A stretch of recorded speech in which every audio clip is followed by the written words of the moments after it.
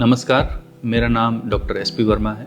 मैं वर्तमान में किंग जॉर्ज मेडिकल यूनिवर्सिटी के डिपार्टमेंट ऑफ हेमेटोलॉजी में एडिशनल प्रोफेसर एवं हेड के पद पर तैनात हूँ और मैं यहाँ पर हीमोफीलिया कॉम्प्रिहेंसिव केयर सेंटर का भी इंचार्ज हूँ। 17 अप्रैल हर वर्ष वर्ल्ड हीमोफीलिया डे के रूप में मनाया जाता है। इस दिन का जो इम्पोर्टेंस है वो ये है कि हीमोफीलिया के बारे में जन जागरण में ये जागरूकता फैलाई जाए, जिससे सबको हीमोफीलिया के बारे में अवेयरनेस रहे। हीमोफीलिया क्या है? हीमोफीलिया रक्तस्राव की एक बीमारी है जो कि एक जेनेटिक प्रॉब्लम है। इसमें शरीर में कुछ फैक्टर्स जैसे कि फैक्टर 8 या फैक्टर 9 की कमी के कारण रक्त का थक्का जमने में दिक्कत आती है और इससे मरीजों में अगर ब्लीडिंग शुरू होती है तो वो लंबे समय तक चलती है।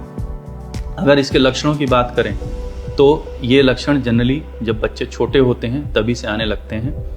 जब बच्चा घुटनों चलना शुरू करता है, उसके घुटने में या जोड़ों में बार बार सूजन आती है। जब बच्चे बड़े हो जाते हैं, खेलना चलना दौड़ना शुरू करते हैं, बार बार घुटनों में सूजन आना, दर्द होना, जिसके कारण बच्चे खेल नहीं खेल पाते हैं या कोई इस तरह की एक्टिविटीज़ नहीं कर पाते हैं। कभी कभी अगर कोई कट लग जाए या चोट लग जाए तो वहाँ से ब्लीडिंग होने लगती है और वह ब्लीडिंग रुकती नहीं है।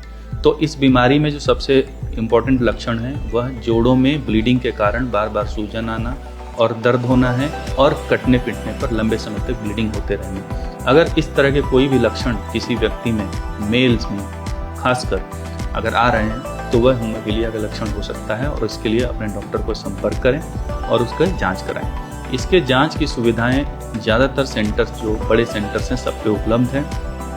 किंग जॉर्ज मेडिकल यूनिवर्सिटी में डिपार्टमेंट ऑफ पैथोलॉजी में, SGPGI, RML इंस्टीट्यूट और यूपी के अदर मेडिकल कॉलेजेस में भी इसके जांच की सुविधाएं उपलब्ध हैं। इसकी जांच सिंपल है। ब्लड का सैंपल लेने के बाद उसकी जांच करके उसमें उस तत्व की लेवल की जांच होकर हीमोफीलिया की कंफर्म डायग्नोसिस बनाई जा सकती है। अगर इलाज की बात करें तो इलाज में कई तरह के इलाज उपलब्ध हैं। सबसे बड़ी बात यह है कि जो इसमें फैक्टर्स की कमी है, उस फैक्टर्स के प्रोडक्ट्स अवेलेबल हैं जो कि फ्री ऑफ कॉस्ट गवर्नमेंट की तरफ से अवेलेबल हैं।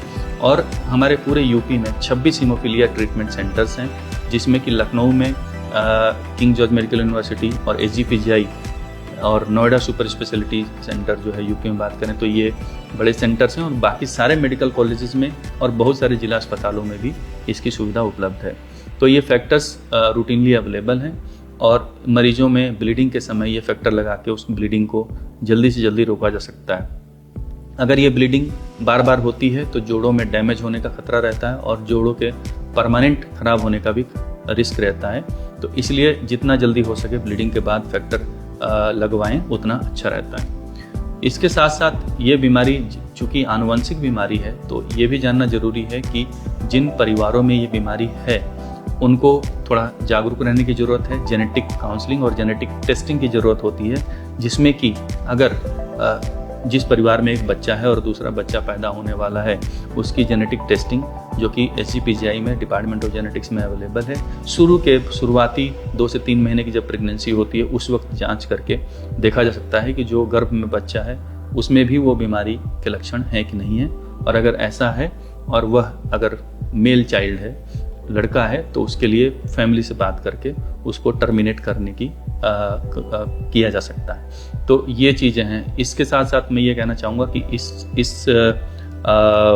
इस वर्ष जो 17 अप्रैल को जब वर्ल्ड हीमोफीलिया डे मना रहे हैं, उसका जो थीम है वो है access to all, womens and girls bleed too. इसका मतलब ये है कि ये बीमारी ऐसा नहीं कि मैं बात कर रहा हूँ कि लड़कों में होती है तो सिर्फ लड़कों को ही अफेक्ट करती है।